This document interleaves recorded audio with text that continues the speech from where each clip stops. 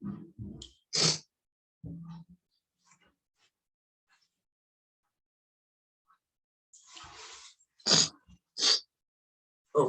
Akbar. Assalamualaikum warahmatullahi wabarakatuh. Di pertemuan yang ketujuh ini, saya akan mempresentasikan tugas mata kuliah hukum, filsafat hukum Islam, prodi hukum tata negara yang diampu oleh Bapak Heri Pinyoki Pradipta. Langsung saja ke materinya, yaitu sumber hukum Islam.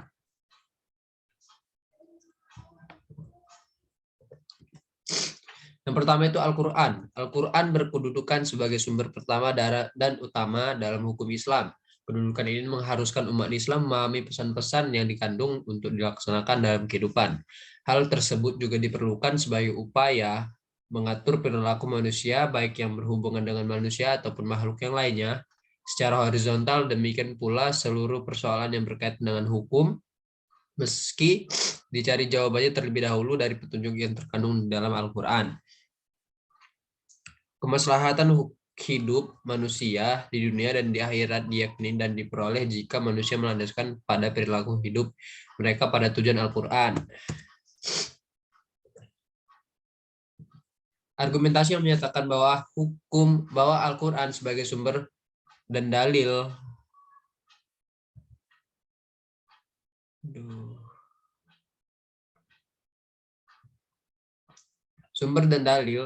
pertama dan utama ditemukan dalam penjelasan Al-Quran. Al-Quran sendiri pada sejumlah ayatnya lebih dari 30 kali ditemukan perintah mematuhi Al-Quran dalam Allah dalam Al-Quran.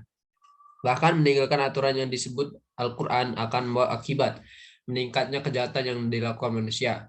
Al-Quran secara redaksional dan makna yang dikandungnya bersifat katul al-wujud. Maksudnya adalah lapas Al-Quran dan pesan yang dikandungnya terjamin keautentikannya dan otoritas kebenarannya. Keautentikan itu terjamin karena transformasi periwayatan secara keseluruhan mencapai tingkat mutawatir. Selain itu, jaminan keaslian Al-Quran dapat mendapat intervensi langsung dari pemiliknya, yaitu Allah Subhanahu wa Ta'ala. Yang kedua, itu Al-Sunnah. Pada uraian sebelumnya telah dijelaskan bahwa Al-Quran sebagai sumber utama yang paling utama dari hukum Islam yang bersifat global yang membutuhkan penjelasan secara operasional. Nabi Muhammad SAW sebagai penyampai ajaran Al-Quran diberi otoritas oleh Tuhan untuk menjelaskan lebih lanjut apa yang telah diwahyukan kepadanya. Dengan demikian, Al-Sunnah baik dalam bentuk perkataan, perbuatan maupun dalam bentuk takrir berkedudukan sebagai sumber kedua setelah Al-Quran. Kedudukan Al-Sunnah sebagaimana disebutkan di atas berdasarkan argumentasi bahwa secara normatif ditemukan ayat Al-Quran yang menyeluruh untuk taat kepada Rasul.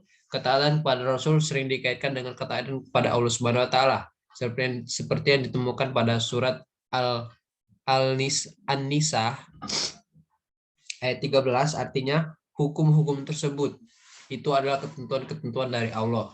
Barang siapa telah taat pada Allah dan Rasulnya, niscaya Allah akan masuknya ke dalam surga. Al-Quran sering menetapkan beriman kepada Rasul dan sama dengan kewajiban beriman kepada Allah SWT, disebutkan dalam surat Al-A'raf 158. Penegasan Al-Quran juga menyebutkan bahwa perbuatan Rasul berdasarkan wahyu yang diturunkan kepadanya, seperti yang disebutkan dalam surat Al-Najm ayat 3, yang artinya, dan tidaklah diucapkannya itu Al-Quran menurut kemauan hawa nafsunya. Lalu akal dan proyeksi ijtihad. Pengertian akal. Akal menurut Al-Quran, lebih khususnya menurut pengertian para pra-Islam, yaitu bahwa memperhatikan alam sekitarnya dengan otak, yang dimana otak adalah organ tubuh akal. Artinya akal itu sendiri terdapat di dalam otak.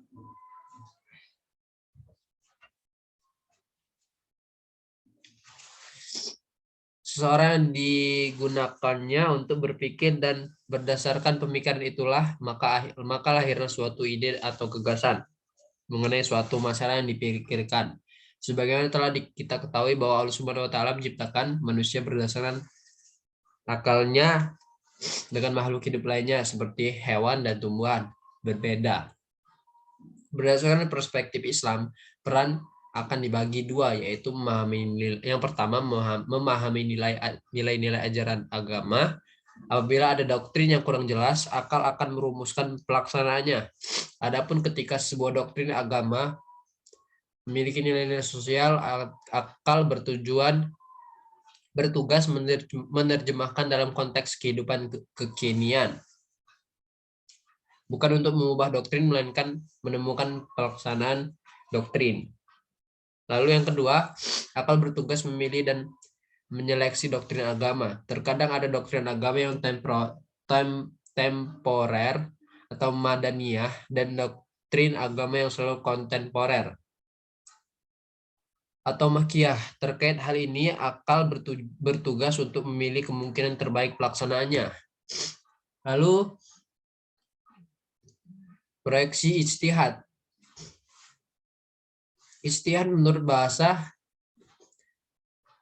berarti usaha yang keras dan bersungguh-sungguh. Sedangkan pengertian dari segi istilah ijtihad adalah berusaha menetapkan hukum tersebut terhadap masalah yang belum ada ketetapan hukumnya dalam Al-Quran dan hadis, yang dilakukan secara cermat dan pikiran yang murni serta berpedoman pada aturan penetapan hukum yang benar.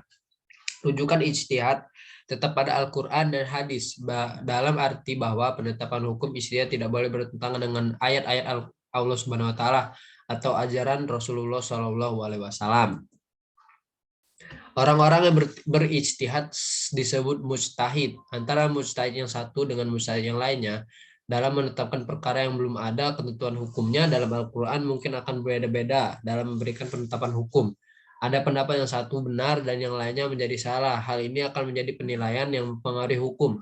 Ijtihad menjadi sumber hukum Islam yang ketiga. Boleh dilakukan oleh siapa saja yang memiliki persyaratan minimal seperti memahami mafhum, ayat atau hadis, memiliki atau menguasai ilmu alat seperti nahwu sorof, mengetahui latar belakang suatu ayat yang hadir, luas pemahamannya terhadap pengetahuan Islam, memiliki loyalitas yang tinggi terhadap agama, dan lain-lain.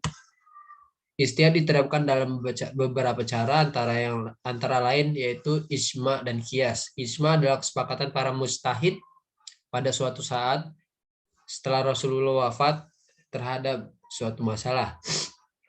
Sedangkan qiyas adalah menetapkan hukum dengan cara menghubungkan suatu perkara yang sudah ada ketetapan hukumnya terhadap masalah lain yang dihadapi dan belum ada ketetapan hukumnya, sedang antara keduanya sama-sama memiliki sebab yang bisa disepadankan.